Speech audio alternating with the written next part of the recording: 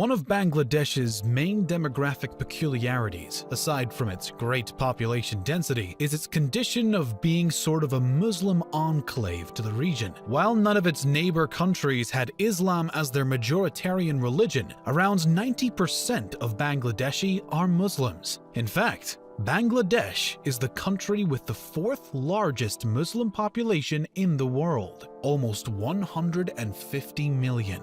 At the same time, Islam has been present in Bangladesh as well as in most of South Asia for many centuries as the religion brought by many ruling dynasties and empires. Nonetheless, and except for Pakistan, in no other of these countries has Islam left such a deep mark as in Bangladesh. Why is it then that Islam became Bangladesh's major religion? In answering this question, we shall first inquire how Islam made it to Bangladesh in the first place.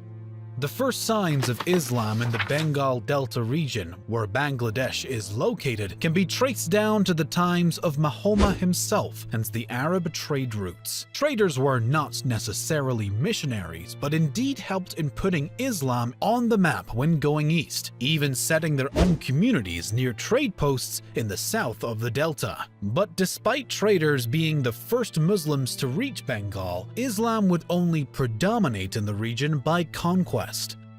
Since the beginning of Islam, Muslim conquerors were responsible for a swift expansion process that would lead them from the Middle East to go west to the north of Africa and up to the Iberian Peninsula and Sicily. But despite their conquests in Western and Central Asia, they were unable to successfully penetrate into the Indian subcontinent for many centuries. Reaching Bengal in particular would take Muslim faith 600 years.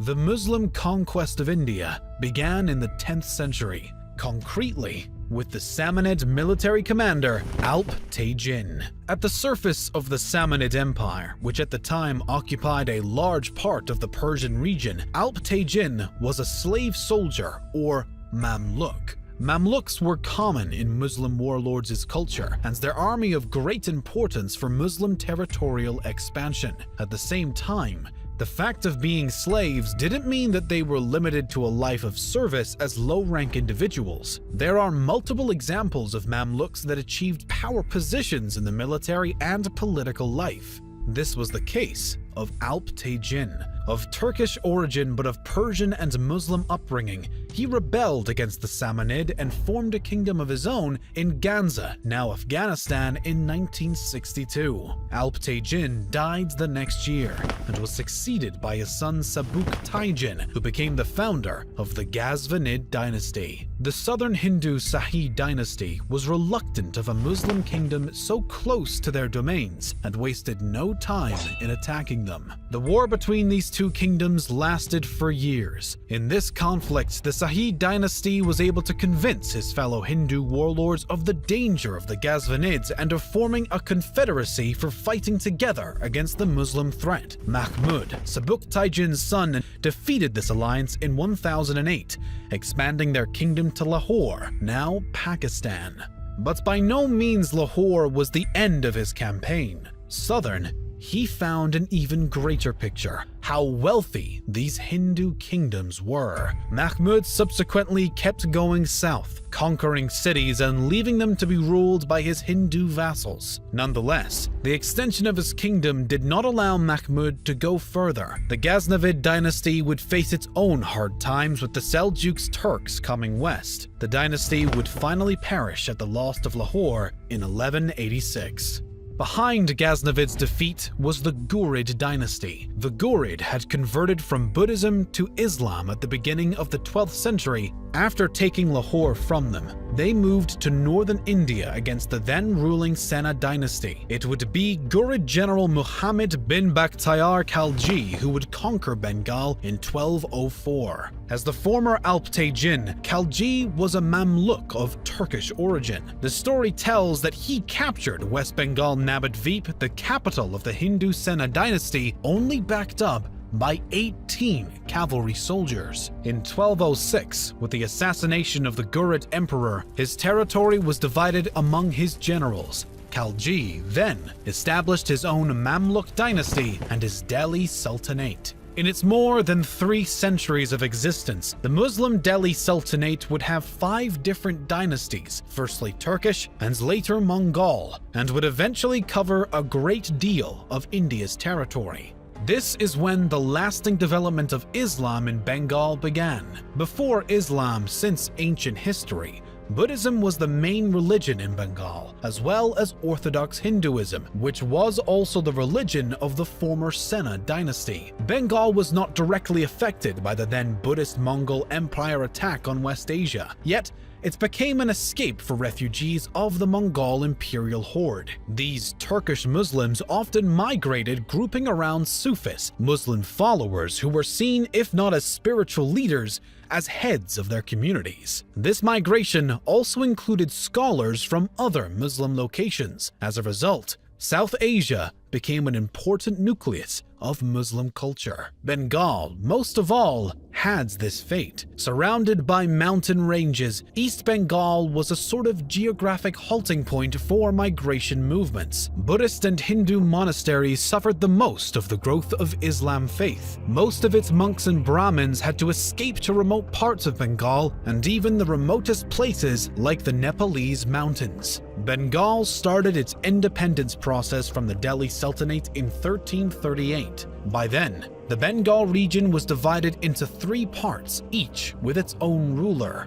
The following decades saw the unification of Bengal in the form of the Bengal Sultanate and the siege of its autonomy by the Delhi Sultanate. But Bengal's independence prevailed. Meanwhile, the region gained notoriety for the development of literature and painting, among other liberal arts.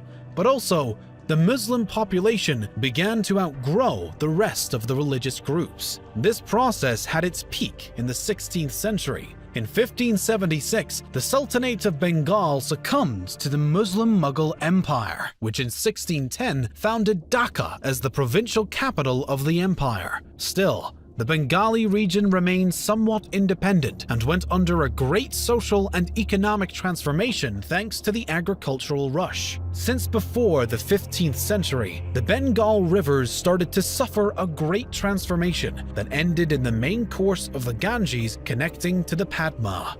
This meant 2 things. Firstly, river communication made possible a greater economic exchange with other regions. Secondly, as the Bengali Delta and its rivers' flow increased, agriculture exploitation increased greatly. As a result, rice production was so prolific that for the first time, rice became a major exportation product. This natural phenomenon coincided with the Mughal Empire's conquest of Bengal, and it was during this time that the agrarian base of the population took place. Until then, the region was still covered by a great deal of forest, and developing agriculture was at the hands of Muslim religions, who received, along with land grants, the task of clearing the forests for one part, but also of constructing mosques. These mosques acted as central cultural institutions for the local population, as well as for the increasing number of migrants which, as we said earlier, found the Delta as a halting point in their migration.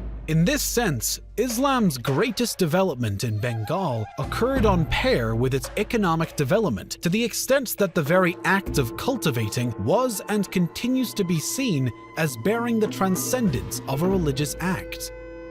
We shall also acknowledge that previously, since the times of the Mamluk Sultanate, Islam in Bengal was mostly a part of urban culture, that is, related to wealthy nobles as well as state members like religious officials, soldiers, and judges who often claimed to be of foreign origin. However, similarly to how Christianity grew in Europe, the development of Islam in Bengal was not a matter of imposing religion to an existing population, but of creating one with it while absorbing the local elements. In this sense, Despite Islam's settle in the region as a conqueror's religion, it would finally grow and develop organically in Bangladesh. This was also the case with the massification of paper during the Mughal rule. The implementation of paper as a communication technology meant the move from an oral tradition to the new authority of the written word. Massification of the Quran fuels the regional cultural identity and allowed Islam to be understood not as an alien ideology, but as a part of local culture. By the end of the Mughal Empire rule, Bengal and Afghanistan gathered most of the Muslim population in South Asia. Likewise, with the Indian Independence Act of 1947, the territories of this ex-colony were divided according to the faith of its inhabitants. As such,